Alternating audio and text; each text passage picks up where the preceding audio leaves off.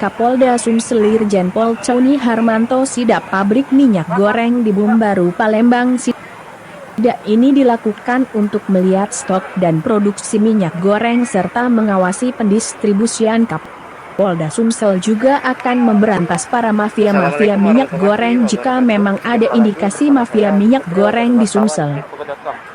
Nah, kali ini saya berada di kawasan PT di Bumbaru, teman-teman. Lihat di PT Indokarya Indonesia Palembang di Bumbaru. Lihat Kapolda.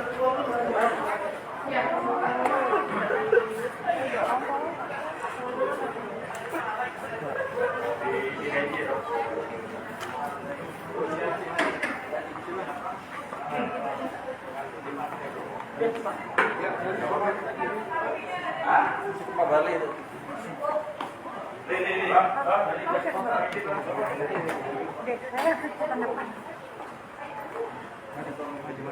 Mundur Pak.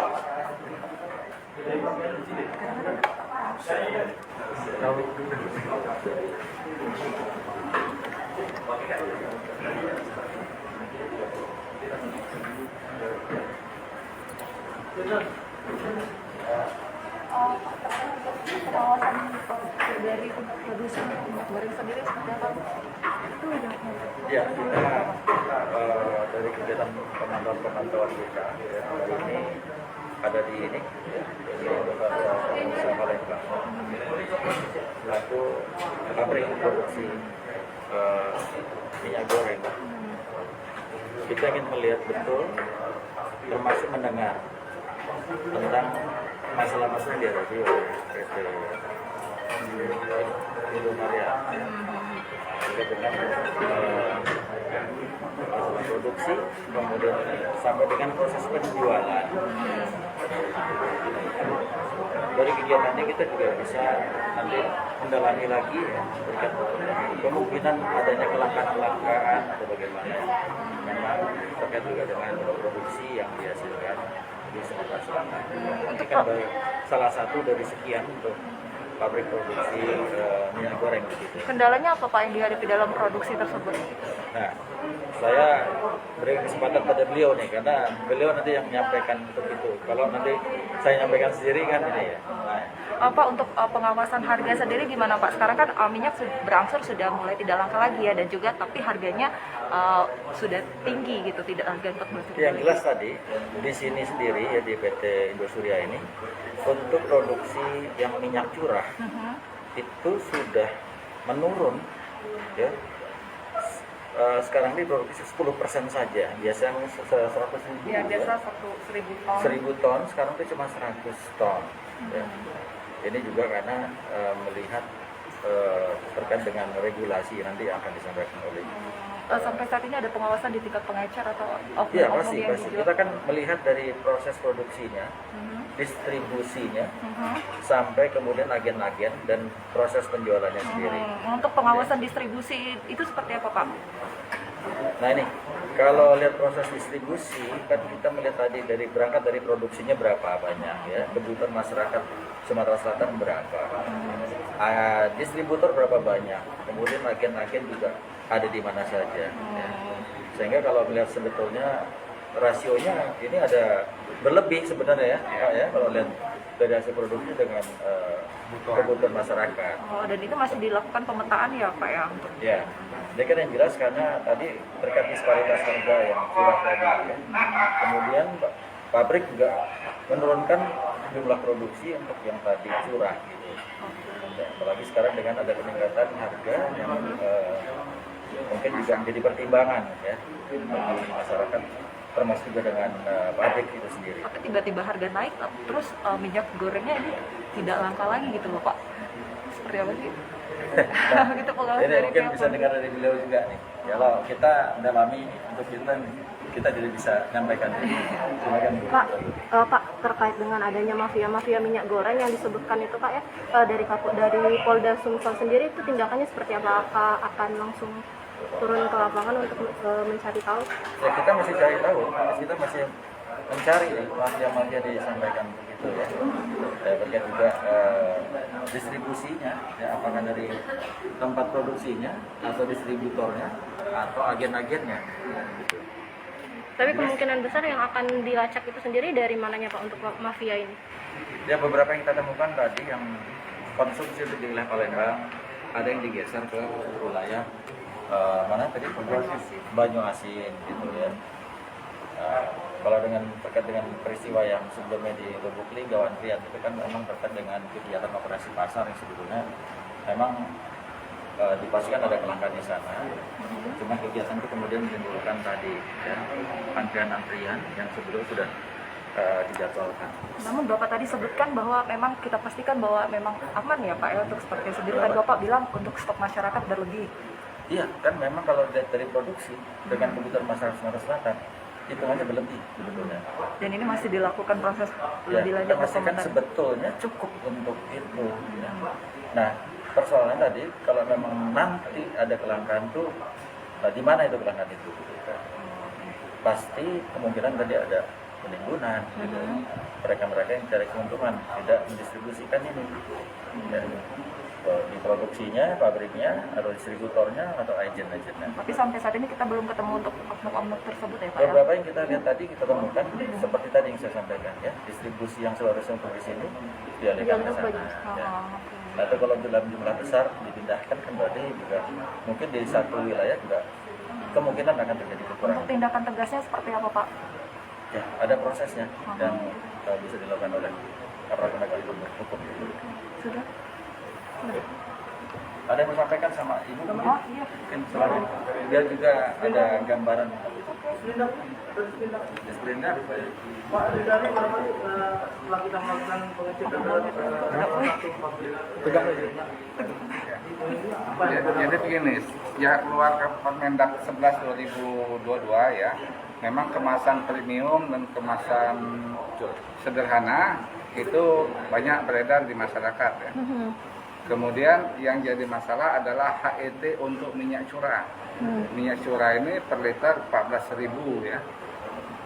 Tetapi perlu teman-teman ketahui bahwa aturan tentang penggantian atau subsidi tentang HET minyak curah ini sampai sekarang belum selesai.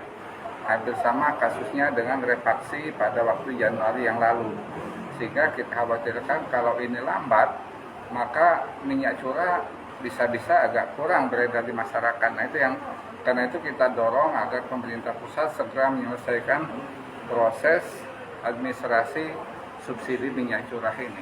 Seperti disebutkan tadi untuk tingkat produksi ini sebenarnya aman. Ya kalau dilihat produksi harian dan yang kita stokan per bulan cukup gitu ya. Kemudian mungkin teman-teman nanya ya kenapa begitu itu aturan dicabut minyak keluar semua gitu ya. Ya kan saya pernah sampaikan dulu awal Februari ada aturan refaksi.